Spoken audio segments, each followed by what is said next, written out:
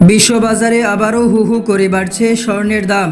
ডলারের মানে হ্রাস ও যুক্তরাষ্ট্রের উচ্চমাত্রার সরকারি ঋণ নিয়ে বিনিয়োগকারীদের উদ্বেগের মধ্যে এই ঊর্ধ্বগতি দেখা গেছে। মার্কিন ট্রেজারি বিভাগের অপ্রত্যাশিত তারল্য সহায়তার ঘোষণার পর শুক্রবার 21 আগস্ট আন্তর্জাতিক বাজারে স্বর্ণের দর বেড়ে প্রায় 3 মাসের সর্বোচ্চ পর্যায়ে পৌঁছেছে।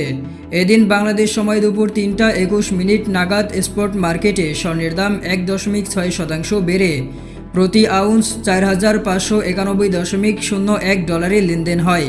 এর আগে দিনের শুরুতে যা 4,601.29 ডলারে পৌঁছেছিল। এটি গত 15 মের পর সর্বোচ্চ দাম। এছাড়াও চলতি সপ্তাহে স্বর্ণের দাম প্রায় 4.2% বৃদ্ধি পেয়েছে। এর পাশাপাশি মার্কিন গোল্ড ফিউচারের দাম 1.7% বেড়ে 4,648 ডলারে দাঁড়িয়েছে। বর্তমানে বিশ্ববাজারে অন্যান্য মূল্যবান ধাতুর দামও ঊর্ধ্বমুখী।